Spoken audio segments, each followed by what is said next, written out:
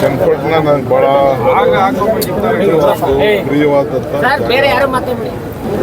ನಾಯಕತ್ವ ಇಲ್ಲ ನೀವು ನೋಡಿದ್ರಲ್ಲ ಕಾರ್ಯಕ್ರಮ, ಮಕ್ಕಳ ಕಾರ್ಯಕ್ರಮ ನನಗೆ ಸಮಾಧಾನ ತರಲಿಲ್ಲ.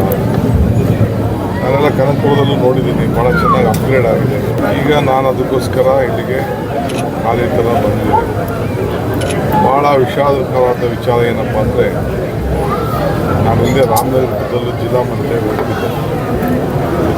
ಅಲ್ಲಿ ಲೋಕಲ್ MLA ಪಾಪ ದೇಶಕ್ಕೆ ಸ್ವಾತಂತ್ರ್ಯ, ರಾಜ್ಯೋತ್ಸವ ಅವ್ರು ಯಾವುದಕ್ಕೂ ಬರ್ತಿರಲಿಲ್ಲ.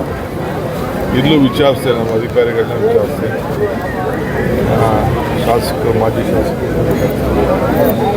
6 ವರ್ಷದಲ್ಲಿ 6 ವರ್ಷದಲ್ಲಿ ಒಂದಿನೂ ಬರಲಿಲ್ಲ ಅಂತ. ಪಾಪ ಅವ್ರಿಗೆ ಅನುಭವ ಇಲ್ಲ, ದೇಶದ ಸ್ವಾತಂತ್ರ್ಯ ಇತಿಹಾಸವಲ್ಲ, ಅದ್ರ ಬಗ್ಗೆ ಕಾಳಜಿ ಇಲ್ಲ ಅಂತ ನಾನು ಭಾವಿಸ್ಕೊಂಡಿದ್ದೀನಿ. ಆದರೆ ಅಟ್ಲೀಸ್ಟ್ ನಮ್ಮಂಥವ್ರಾದ್ರೂ ಕೂಡ ಬಂದು ಇಲ್ಲಿ ಪಾರ್ಟಿಸಿಪೇಟ್ ಮಾಡಿ, ನಮ್ಮದೊಂದು ಇತಿಹಾಸ ಇದೆ. 150 ಕೋಟಿ ರೂಪಾಯಿ ಕೊಟ್ಟಿದ್ದಾರೆ, 5,000 ಮನೆ ಕೊಟ್ಟಿದ್ದಾರೆ. ಈಗ 100 ಚೀಲ ಎಕರೆ ಈಗಾಗಲೇ ಗುರುತಿಸಿದ್ದೀವಿ ಸೈಟ್ ಹಂಚಿಕೆ. ಇನ್ನೊಂದು 100 ಎಕರೆ ಖರೀದಿ ಮಾಡಲಿಕ್ಕೆ ಸಿದ್ಧವಿದ್ದೇವೆ. 3-4 ಸಾವಿರ ಜನಕ್ಕೆ ಯಾರಾದ್ರೂ ಸಾಲಗಳು ಬೇಕು, ಅವರೇನಾದರೂ ಬದುಕನ್ನು ಕಟ್ಕೊಡ್ಲಿಕ್ಕೆ ಅದು ಕೂಡ ಕೊಡಲಿಕ್ಕೆ ನಾವು ಸಿದ್ಧವಾಗಿದ್ದೇವೆ. ಅದಕ್ಕೆಲ್ಲ ತಯಾರು ಮಾಡ್ತೀವಿ.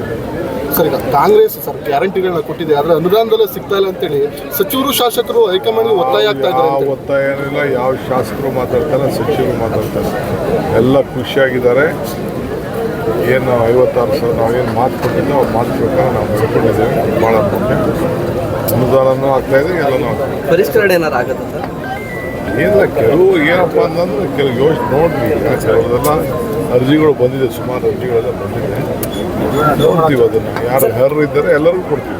ಗೃಹಲಕ್ಷ್ಮಿ ಯೋಜನೆಗೆ ಸರ್, ಅದು BPL ಕಾರ್ಡ್ ಇರೋರು ಮಾತ್ರ ಅಂತ ಆ ರೀತಿ ಮಾನದಂಡ ಫಿಕ್ಸ್ ಮಾಡ್ತಿದೆ ಸರ್ಕಾರ ಅಂತ. ಸದ್ಯಕ್ಕೆ ಅವೆಲ್ಲ ಏನು ಯೋಚನೆ ಮಾಡಿಲ್ಲ. ಚನ್ನಪಣ್ಣ ಬೈ ಎಲೆಕ್ಷನ್ ತಯಾರಿ ಹೇಗೆ ನಡೀತಿದೆ ಸರ್? ಬೈ ಎಲೆಕ್ಷನ್ ತಯಾರಿ ಹೇಗೆ ನಡೀತಾ ಇದೆ ಅಂತ ಹೇಳಿ ಜನರು ನಮ್ಮ ಬಗ್ಗೆ ಭಾಳ ಪ್ರೀತಿ ವಿಶ್ವಾಸ ಇಟ್ಕೊಂಡಿದ್ದಾರೆ.